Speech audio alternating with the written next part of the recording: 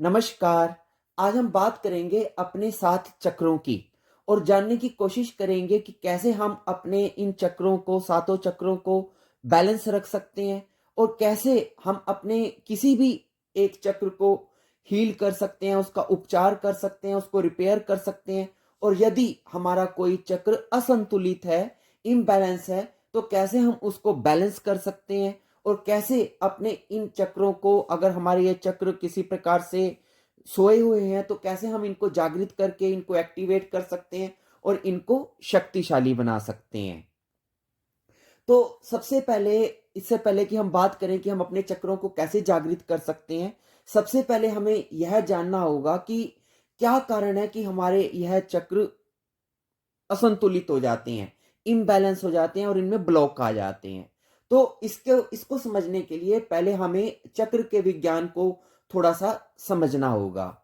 जैसे कि आपको मालूम ही है, हमारे सूक्ष्म शरीर में मूलाधार से लेकर सहस्रार तक 7 चक्र होते हैं और हमारे यह सातों चक्र हमारे शरीर के अंदर किसी एक पार्टिकुलर ग्लैंड से, विशेष ग्रंथि से और शरीर के किन्हीं विशेष अंगों से जुड़े रहते हैं। उदाहरण के लिए मान लीजिए आपका जो मणिपुर चक्र है, वह हमारे पैनक्रियाज से कनेक्टेड रहता है। पैनक्रियाज ग्लैंड होती है एक, जो हमारे पेट में स्थित है और हमारी किडनी और लीवर से भी हमारा मणिपुर चक्र कनेक्टेड रहता है। इसी प्रकार हमारा विशुद्धि चक्र हमारे गले से और थायराइड ग्लैंड से कनेक्टेड रहता है और इसी प्रकार हमारा आज्ञा चक्र हमारे मस्तिष्क से और पीनियल ग्लैंड से कनेक्टेड रहता है। तो यदि किसी प्रकार का कोई असंतुलन यदि हमारे किसी खास चक्र में आता है, तो उससे जुड़ी हुई जो ग्लैंड होगी या शरीर के जो अंग होंगे, उनमें भी विकार आना शुरू हो जाएगा। उदाहरण के लिए मान लीजिए यदि आपके मणिपुर चक्र में किसी प्रकार का कोई असंतुलन आता है, तो आपको पेट से जुड़े रोग होने शुरू हो जाते हैं। तो इसे आप इस प्रकार से भी समझें कि कोई भी बीमारी यदि आपको आती है, चाहे वो शारीरिक रूप से हो या मानसिक रूप से हो, उसका जो कारण है, पहले वो आपके चक्र में असंतुलन के कारण होता है। यानी कि कोई भी परेशानी यदि हमें आती है शारीरिक रूप से, तो वो भौतिक शरीर में बाद में आती है, पहले वो हमारे सूक्ष्म शरीर में आती है। हमारे सबसे पहले वो हमारे चक्र में आती है। तो जब हमारे चक्र में किसी प्रकार का जो कोई एनर्जी ब्लॉक क्रिएट होता है, तो उसी एनर्जी के ब्लॉक होने के कारण ही, चक्र में एनर्जी ब्लॉक होने के कारण ही हमारे को शारीरिक या मानसिक परेशानी होनी शुरू होती है। तो अब बात ये आती है कि ये ब्लॉकेज होता क्यों है? चाहे वो चक्रों में या हमारी एनर्जी में ये ब्लॉकेज क्यों आती है? तो उसका कारण, जो बड़ा कारण है, वो ये है कि हमारे नकारात्मक विचार और हमारी नकारात्मक भावनाओं के कारण हमारी एनर्जी में ब्लॉकेज आती है।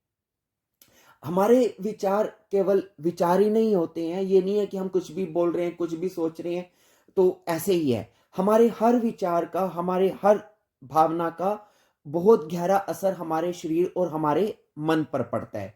क्यों? क्योंकि हमारे विचार एनर्जी ही हैं। हमारा हर थॉट एनर्जी का ही एक हिस्सा है। तो एनर्जी कभी खत्म नहीं होती है। तो इसलिए आप कोई भी यदि नकारात्मक और हानिकारक विचार यदि अपने अंदर सोचते हैं या महसूस करते हैं, तो इससे आप अपनी एनर्जी में ब्लॉक को पैदा कर रहे हैं और फिर यही ब्लॉकेज जो आप अपने नकारात्मक विचारों और भावनाओं के कारण अपने अंदर उत्पन्न करते हैं, फिर यही ब्लॉक जो है हमारे चक्रों में भी आने शुरू हो जाते हैं। इसे मैं आपको उदाहरण से समझाता हूं।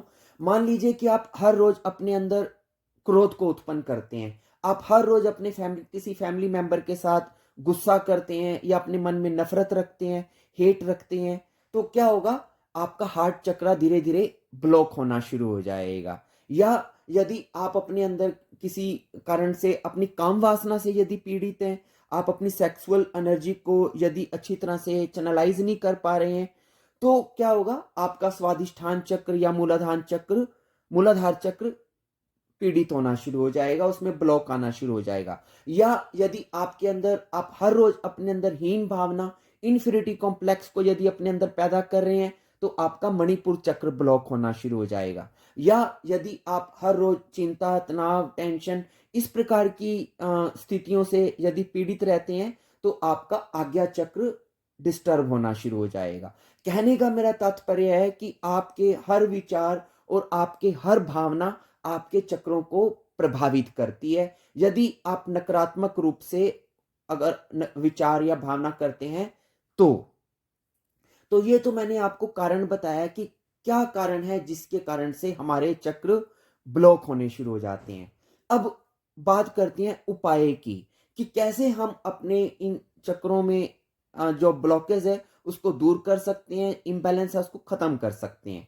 तो उसके लिए पहली बात कि हमेशा जो मैंने अभी आपको बताई कि अपने विचारों को शुद्ध रखें, अपनी भावनाओं को शुद्ध रखें और हमेशा सकारात्मक और पॉजिटिव थॉट्स ही और इमोशंस ही अपने मन और अपने हृदय में बना के रखें। अगर आपके थॉट्स और आपके इमोशंस पॉजिटिव रहेंगे तो आपके चक्रास भी हेल्थी रहेंगे। लेकिन यदि आपके थॉट्स और आपके इमोशन यदि निगेटिव होंगे तो आपके चक्रास भी डिस्टर्ब होने शुरू हो जाएंगे, उनमें ब्लॉक आना शुरू हो जाएगा। तो पहली तो बात ये।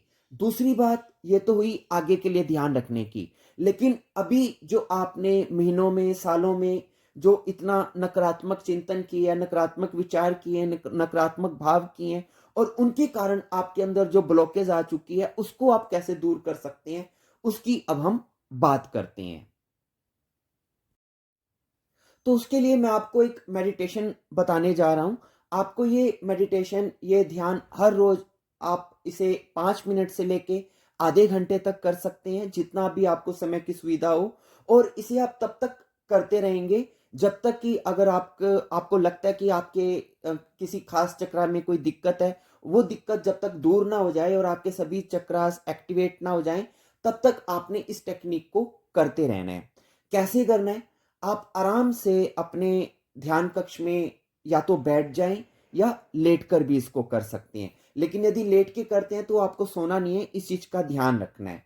अब जब आप ध्यानस्थ होकर बैठ जाएं, आंख बंद करके, कमर सीधी रख के, गर्दन सीधी रख के, अब आप अपना पूरा ध्यान अपने विचारों पर लेके आए और अपने विचारों को ऑब्जर्व करें, उनका निरीक्षण करें। याद रखें, उनका निरीक्षण करना है लेकिन उनसे अटैच्ड नहीं होना है। आपने अपने थॉट्स को ऑब्जर्व करना है। ऑब्जर्व कैसे करेंगे कि जो भी विचार अब आपके अंदर उठना शुरू हो उसको उठने देना है, उसको आपने रोकना नहीं है। किसी भी विचार को मना नहीं करना है कि वो विचार क्यों आया, उसको आने देना है। लेकिन आपने उसको इंटरटेन भी नहीं करना है, उस विचार से जुड़ना भी नहीं है। उस विचार से जुड़ के कोई नया विचार नहीं बनाना है। बस उदासीन होकर, निष्पक्ष होकर, न्यूट्रल होकर अपने अंदर उठने वाले सभी विचारों को आप देखते रहें, तटस्थ होकर देखते रहें। तो इससे क्या होगा, धीरे धीरे पहले तो आपके नॉर्मल विचार आएंगे, डेली रूटीन के इधर उधर के सामान्य विचार आएंगे 2-4 मिनट।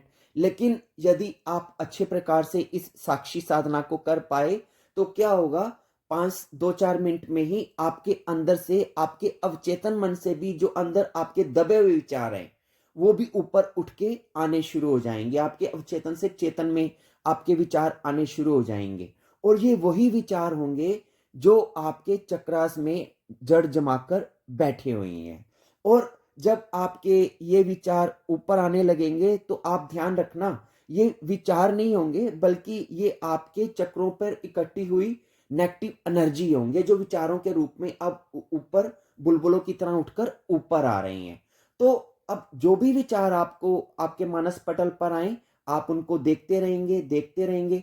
तो क्या होगा, धीरे धीरे जब आप इन विचारों को देखते रहेंगे तो वो इवापोरेट होने शुरू हो जाएंगे, वाष्पीभूत होने शुरू हो जाएंगे। आप एक बार किसी विचार को देखेंगे, 2 बार देखेंगे, 3 बार देखेंगे और अगर आप तटस्थ रह के उनको देख पाए, उनसे जुड़े नहीं, तो चौथी बार वो विचार नहीं आएगा और फिर सदा सदा के लिए गायब हो जाएगा।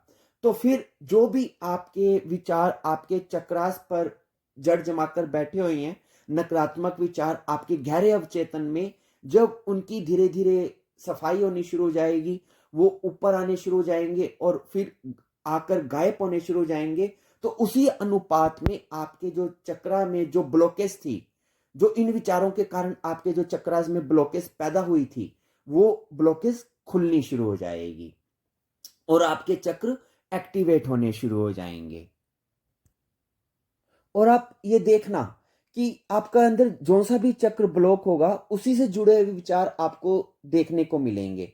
यदि आपका मूलाधार या स्वादिष्ठान चक्र यदि अंदर ब्लॉकेज हुई किसी प्रकार की, तो आपको ज़्यादातर सेक्सुअल थॉट आएँगे। या यदि आपका हृदय चक्र यदि किसी प्रकार से अगर अंदर ब्लॉक है, तो आपको प्रेम से जुड़ी हुई, भावनात्मक रूप से जुड़े हुए विचार आपको ज़्यादा आएँगे। कहने का तात्पर्य है जौन सा भी चक्र आपका ज़्यादा ब्लॉक होगा, उसी से जुड़े हुए आप देखना आपको विचार ज़्यादा आएँगे।